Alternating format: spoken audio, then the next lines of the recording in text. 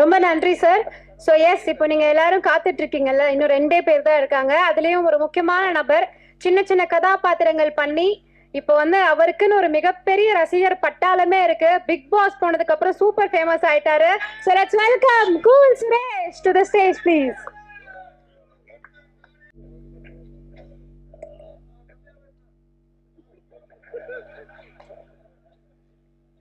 நன்றி, வணக்கம்.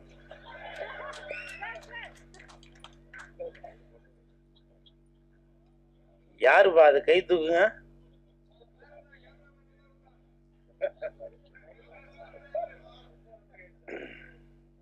இல்ல வேணானா பேசலப்பா, எதுக்கு மூட் அவுட் பண்ணல? பரவாயில்ல. இல்லப்பா, நான் உங்களுக்காக தான் நான் ப்ரிப்பேர் ஆகி வரது. அப்புறம் ஒரு ஆள் வேணும்ன்றீங்க, ஒரு ஆள் வேணான்றீங்க. அப்புறம் மூட் அவுட் பண்ணா என்னத்த பேசுது? நன்றி, வணக்கம். நம்ம அடுத்த படத்துல சந்திப்போம். சரிங்களா? நன்றி.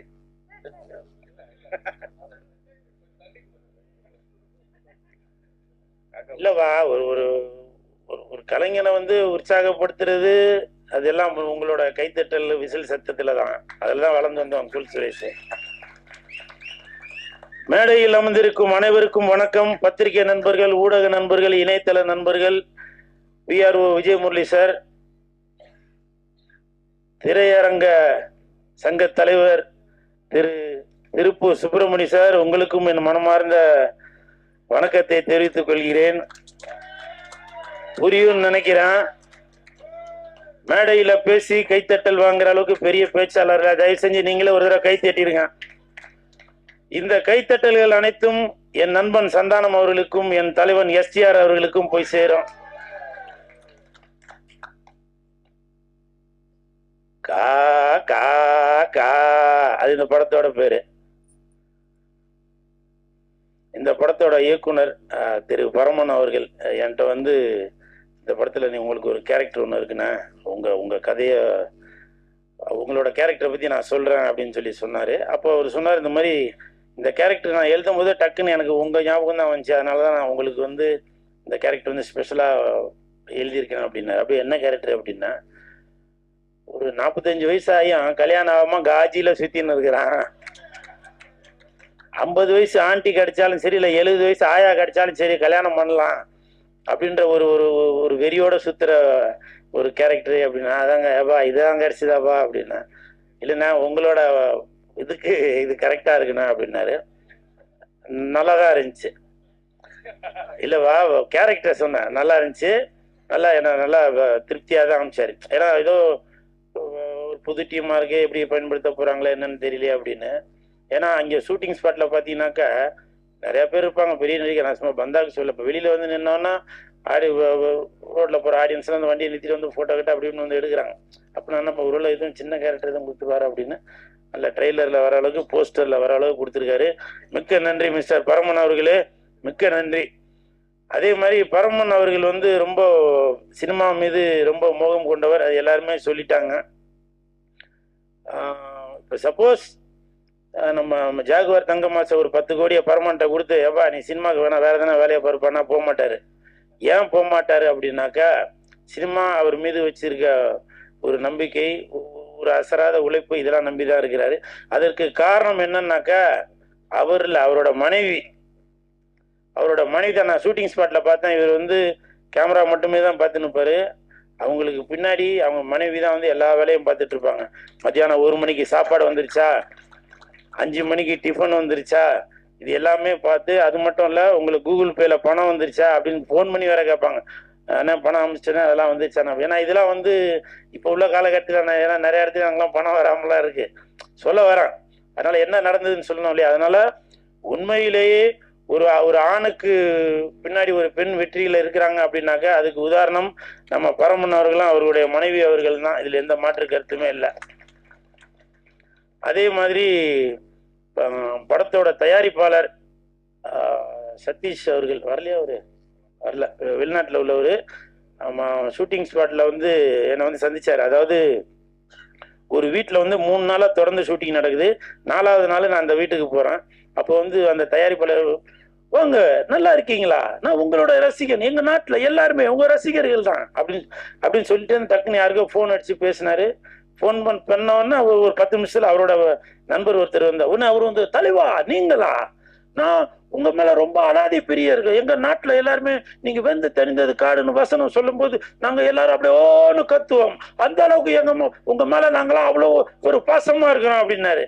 அப்ப நான் கேட்டேன், ஏவா 4 நாளா இங்க ஷூட்டிங் நடக்குது, ஏவா போய் ஷூட்டிங் இல்ல, அதாவது ப்ரொடியூசர் சொல்ல, நான் இவனை வந்து 3 நாளா கூப்பிட்டேன், அவன் வரமாட்டேன்னுட்டான், நான் நீங்க வந்திருக்கீங்க, கூல் சுரேஷ் வந்திருக்காரு, தலைவா நீங்க வந்திருக்கீங்களா அப்படின்னு நான் உடனே கிளம்பி வந்துட்டேன் அப்படின்னாரு. இது சத்தியமா நான் வந்து ஒரு ஒரு இதுக்காக சொல்லவில்ல, உண்மையிலேயே பிஆர்ஓ விஜயமுரளி சார் மேல சத்தியமா அது உண்மை நடந்தது. அப்புறம் ஏன்னா எதா இருந்தாலும் சும்மா பந்தாக்கு இருக்கக்கூடாது இல்ல, எதா இருந்தாலும் உண்மையை சொல்லணும். உடனே டக்குன்னு அந்த ப்ரொடியூசர் என்ன பண்ணாரு, என் தாயின் மீது ஆணை, டக்குன்னு அவரோட இதை எடுத்து கொடுத்தாருங்க, இந்த காதல மாட்டும் பேர் என்ன, ப்ளூடூத், அதை எடுத்து கொடுத்தாரு, இந்தாங்க இது வந்து என்னோட பரிசா வச்சிருக்கேன்னு. இது இயக்குனருக்கு கூட தெரியாது, அவர் எதுவும் சொன்னாரா என்னன்னு தெரியல. ஏன்னா சப்போஸ் இது இயக்குனர்கிட்ட நான் போய் சொல்லி நான் ஏதோ பிராக்கெட் போட்டு அந்த ப்ரொடியூசரை கூட்டு நான் ஏதோ படம் பண்ண போறேன்னு, ஏன்னா நிறைய சம்பவங்கள் அப்படி நடந்துட்டு இருக்கு, அப்படி எதுவும் நினைச்சிடக்கூடாதுன்ட்டு அவர் டக்குன்னு அவர்கிட்ட உள்ளதை எடுத்து கொடுத்து, இந்தாங்க இது வந்து என்னுடைய பரிசு, நான் வாங்கவே மாட்டேன்னு, ஏன்னா உங்களுக்கு தான் தெரியும் நமக்கு அந்த பந்தா காட்டுறதே பிடிக்காது, இதை வச்சு நான் என்ன பண்ண போறேன். அப்புறம் வந்து இதை எடுத்து கொடுத்துருந்தாங்க, நீங்க வச்சுக்கங்க, இல்ல என்னோட ஞாபகார்த்தமா வச்சுக்கங்கன்னு. சார் நீங்க வந்து இன்னைக்கு வந்து ஆடியோ ரிலீஸ்க்கு வரல, இருந்தாலும் நீங்க வெளிநாட்டுல இருந்து நீங்க பார்த்துட்டு தான் இருப்பீங்க, ஏன்னா அது வந்து அந்த காலங்க ஒரு உதவி செய்யறது வந்து இந்த கைக்கு தெரியாம அந்த கை கொடுக்குறாங்க, அப்படிலாம் இல்ல, 4 பேருக்கு பண்ற உதவி 4 லட்சம் பேருக்கு தெரியணும், அப்படி தெரிஞ்சாதான் நம்மளும் அதே மாதிரி ஒரு உதவி பண்ணணும் அப்படின்னு தோணும். இது கூட நான் உதவியே இல்லை, அவர் வந்து எனக்கு ஒரு கிஃப்ட் கொடுத்துருக்காரு, இப்ப போகும்போது கூட இது வந்து டைரக்டர் தான் நான் ஒரு பரிசு கொடுக்குதா நினைச்சு இதை வந்து டைரக்டர்கிட்ட கொடுத்துட்டு போறேன், சரிங்களா. அப்புறமா போன் பண்ணிலாம் கேட்காதீங்க, மறந்துட்டு நான் எடுத்துன்னு போனாலும் போயிடுவேன். அதே மாதிரி இப்போ நம்ம சீனு ராமசாமி சார் சொன்னாங்க, இந்த மாதிரி வீடியோலாம் பேசி அமிச்சேன், அப்படி ஒரு 2 பாயிண்ட் அவர் சொல்ல மறந்துட்டாரு. நான் வீடியோ பார்த்து பேசி அமிச்சோன்னா வீடியோ அவர் பார்த்துட்டு, குழு நீங்க முதல்ல இருந்ததுக்கு நல்லா ட்ரிம் ஆகி நல்லா கண்ணமெல்லாம் நல்லா ஒட்டி போய் நல்லா சூப்பரா இருக்கிறீங்க, நான் அடுத்த படத்துல உங்களை கதாநாயகன் ஆக்குறேன் அப்படின்னு சொன்னாரு. சத்தியமா சொன்னாருப்பா, நம்புங்க. நம்பிக்கை இல்லைன்னா மறுபடியும் சொல்றேன், பிஆர்ஓ விஜயமுரளி சார் மேல சத்தியமா அவர் சொன்னாரு. அவர் இல்ல இருந்தா ஆமா சார் சொன்னீங்களா இல்லையான்னு கேட்டு அதெல்லாம் சொன்னாரு. பாருங்க அந்த பாயிண்ட்லாம் சொன்னாரு, முக்கியமான பாயிண்ட் சொல்ல மாட்டாரு. ஸோ இப்படி என்னால் முடிஞ்ச உதவியாக சினிமாக்காக நான் என்னென்ன பண்ணணுமோ அதெல்லாம் நான் பண்ணிட்டு தாங்க இருக்கேன். போன வாரம் கங்குவான்னு ஒரு படம் ரிலீஸ் ஆச்சு. நான் என்ன தப்பு பண்ண சொல்லுங்க, நான் என்ன தப்பு பண்ணேன்? என்ன எல்லாரும் போட்டு அந்த திட்டுறீங்களே, திருக்குறள்ல இல்லாத வார்த்தையெல்லாம் கமெண்ட்ல இருக்குது. என்ன மட்டும் திட்டினா பரவாயில்ல, மேல் வீட்டுக்காரன் கீழ் வீட்டுக்காரன் பக்கத்து வீட்டுக்காரன் எதிர் வீட்டுக்காரன் இந்த தெரு அந்த தெரு எல்லா தெருல உள்ளவங்களும் சேர்த்து ஒரே திட்டிட்டு இருக்காங்க. ஆக்சுவலா அந்த படத்தின் மீது உங்களை விட, படம் பார்த்த உங்களை விட எனக்கு தான் கோபம் ஜாஸ்தி வரணும். ஏன் தெரியுங்களா? அந்த படத்தின் இயக்குனர் திரு சிவா அவர்கள், சிறுத்தை சிவா அவர்கள் சிறுத்தை படம் பண்ணும் போதுல இருந்தே எனக்கு அவரை தெரியும். என்ன அந்த படத்துல பயன்படுத்திருக்கலாம்ல, எத்தனை தடவை போன் பண்ணி பேசியிருப்பேன், என்ன பயன்படுத்திருக்கலாம்ல. ஒருவேளை கேரக்டர் இல்லாம இருக்கலாம், ஓகே. அந்த படத்தின் தயாரிப்பாளர் ஞானவேல் ராஜா சார், அவர் வந்து செல்லம் தங்கம் அப்படின்னு நம்மள ரொம்ப பாசமா இருப்பாரு, அவங்களும் பயன்படுத்தல. நீங்க பயன்படுத்தாமல் என்ன இருந்தாலும் அந்த படத்திற்கு அவ்வளவு விமர்சனம் வரும்போதுதான் இப்ப கூட சொல்றாங்க, நான் வெளியில போகும்போது எனக்கு எவ்வளவு மிரட்டல் வந்துட்டு இருக்காது உங்களுக்கு தெரியுமான்னு தெரியல. நான் வெளியில போகும்போது எனக்கு எதனா ஒண்ணு நடந்துச்சுனாக்க அந்த படத்துக்காக நான் பேசி எதனா ஒண்ணு நடந்துச்சுனாக்க அந்த தயாரிப்பாளர் வந்து பார்க்க போறாரா, அந்த இயக்குனர் வந்து பார்க்க போறாரா? இல்ல. அப்படி இருந்தாலும் இன்னைக்கு நான் இந்த இடத்துல நிக்கிறேன்னா அதுக்கு சினிமா தான் காரணம். நான் சினிமாவின் மீது அந்த கொண்ட மோகத்தினால, அந்த ஆசையினால, அந்த பாசத்தினால, நான் சாப்பிடுற அந்த சோத்தினால எந்த படமாக இருந்தாலும் இந்த குல் சுரேஷ் குரல் கொடுத்து கொண்டுதாங்க இருப்பான். இந்த படத்துல நான் நடிக்காட்டியும் கூட நான் அவ்வளவு குரல் கொடுத்தேன்னா அது வந்து அப்ப கூட நீங்களாம் புரிஞ்சுக்கல. இன்னும் நான் பெருமையாவே சொல்றேன், அந்த படத்திற்கு கங்குவா படத்திற்கு அவ்வளவு விமர்சனம் வந்த பொழுதும் நான் தான் முதலாக குரல் கொடுத்தேன். அதன் பிறகுதான் ஜோதிகா மேடம் வந்து குரல் கொடுத்தாங்க, சில தயாரிப்பாளர்கள் குரல் கொடுத்தாங்க. ஆனா விதை நான் போட்டது அந்த படத்துல அவ்வளவு பேரை நடிக்க வச்சிருக்கீங்களா? ஒருத்தராச்சும் யாருன்னா குரல் கொடுத்திருக்காங்களா? இல்ல. உண்மைதானே சார்? யாருன்னா குரல் கொடுத்தாங்களா? இல்ல. ஆனால் அங்க உள்ள நடிகர்களுக்கு நீங்க என்ன பண்ணிருப்பீங்க? நான் அது வந்து ஒரு பொறாமையிலோ ஒரு வைத்தறிச்சலையோ சொல்ல வரல. அங்க உள்ள நடிகர்களுக்கு நீங்க வந்து கேரவன் போட்டு கொடுத்து, பிளைட் போட்டு கொடுத்து, ஹோட்டல்ல ரூம் போட்டு எல்லாமே ஜாம் பண்ணி கொடுத்தீங்க. நீங்க சம்பளம் வாங்கின அந்த கம்பெனில அந்த ஒரு படத்துக்கு ஒரு பிரச்சனை வரும்போது சின்ன ஒரு உங்களால முடிஞ்ச ஒரு குரல் கொடுக்க முடியாதா? சொல்லுங்க. ஏன் குரல் கொடுக்க முடியாதுன்னா, இளிச்சவாயன் கூல் சுரேஷ் இருக்கான், எவ்வளவு வேணாலும் அவன் வாங்கிப்பான், அப்படிதானே? இப்பவும் சொல்றேன், உண்மையிலேயே நிறைய டேரக்டர் எங்களுக்கு தெரியும். ஆமாப்பா கூல் சுரேஷ் உண்மைதான் அவர் சொல்றதெல்லாம் அப்படின்னு அவங்க எல்லாத்தையும் மைண்ட்ல ஏத்திட்டு நேரா தெலுங்குல இருந்து 4 நடிகரை கூட்டிட்டு வருவாங்க, மலையாளத்துல இருந்து 4 நடிகரை கூட்டிட்டு வந்து நடிக்க வைப்பாங்க. இன்னொரு விஷயம் என்னன்னா, என்னதான் நம்ம வந்து கோடிக்கணக்கில் போட்டு வீடு கட்டி வச்சிருந்தாலும் அந்த வீட்டுக்கு வந்து திருட வராம பாதுகாத்து வைக்கிறது வாட்ச்மேனுங்க. அந்த வாட்ச்மேன் வேலை தாங்க நான் பார்த்துட்டு இருக்கேன். என்னைக்கு வாட்ச்மேனுக்கு வந்து என்னைக்கு விடிவு காலம் வந்திருக்கு? இல்ல. தீபாவளி நல்லாதான் சொல்லுங்களேன்ப்பா, உண்மைன்னா தீபாவளி பொங்கலுக்கு கூட சில இடத்துல வந்து வாட்ச்மேன் கேட்டாதான் எதனா ட்ரெஸ் எடுத்து கொடுப்பாங்களே. உண்மைதானே சார்? இது பக்கத்துல வாங்க, இவர் மேல சத்தியம். இதெல்லாம் வந்து நான் எதுக்கு சொல்றேன்னா, எனக்கு வாய்ப்பு கொடுங்க அப்படின்னு சொல்ல வரல. காலை சுத்துற நாய்க்குட்டியை நீங்க பார்க்கணும், கழுத்தை சுத்துற பாம்பை தான் நீங்க வந்து பால் ஊட்டி வளர்த்துட்டு இருக்கீங்க. சரிங்களா? கரெக்டா சார்?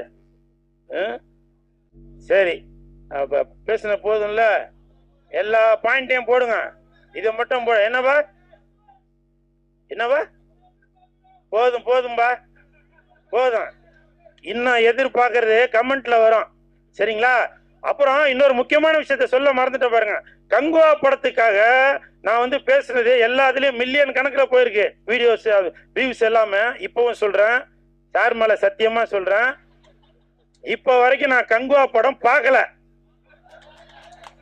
அது எல்லாம் தெரிஞ்சுக்குங்க. என்ன திட்டுற ரசிகர்களே, இன்னமும் நான் கங்குவா படம் பார்க்கல. ஏன்னா உங்களை விட கோபம் வந்து எனக்கு அந்த படத்தின் மீது உண்டு. காரணம் என்னன்னாக்கா, அந்த நான் படம் பார்த்தாக்க, ஆகா அந்த கேரக்டர்ல நான் நடிச்சிருக்கலாமே, இந்த கேரக்டர்ல நான் நடிச்சிருக்கலாமே அப்படின்னு எனக்குள்ள அந்த ஒரு ஆதங்கம் வந்து விடக்கூடாது. வந்தா மனிதனோட சூழ்நிலை எப்படி வேணா மாறலாம் இல்லையா? அப்படி மாறக்கூடாது என்பதற்காக தான் அந்த படத்தை பார்க்காமலேயே அந்த படத்திற்கு நீங்க வந்து பல கலவையான விமர்சனங்கள் வந்தாலும் ஆபாசமாக பேச வேண்டாம் என்பதை சொல்லியிருந்தேன். அப்புறம் அதுக்கு முன்னாடி இன்னொரு சூர்யா சார் படம் இதுல வந்துருந்துச்சா, ஜெய்பீம், அந்த படமும் நான் பார்க்கலப்பா.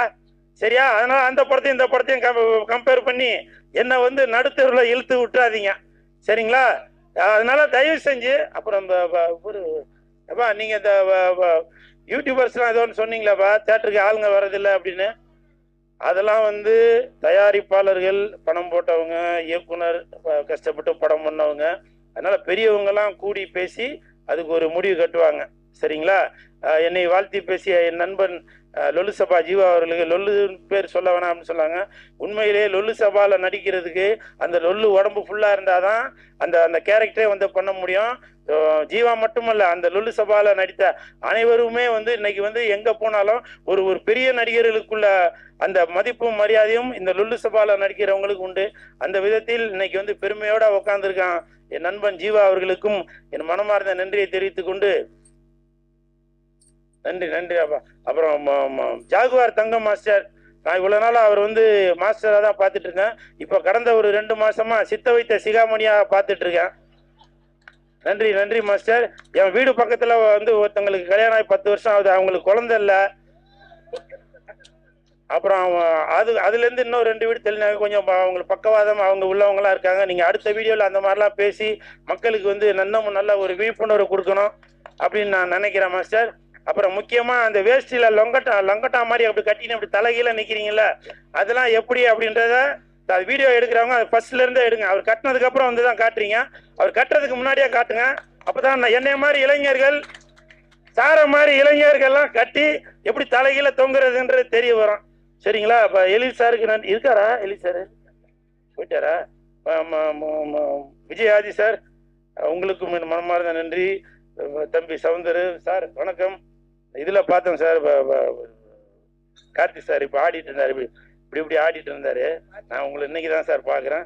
அன்னைக்குமா நான் பேசுனதை வச்சு அடுத்த படத்தில் வாய்ப்பு கொடுத்துருவீங்கன்னு நினைக்கிறேன். சரிங்களா? இல்லை இனிமேல் எல்லாருக்கும் நல்ல காலம்தான், என்னை திட்டுறவங்களுக்கும் நல்ல காலம்தான்.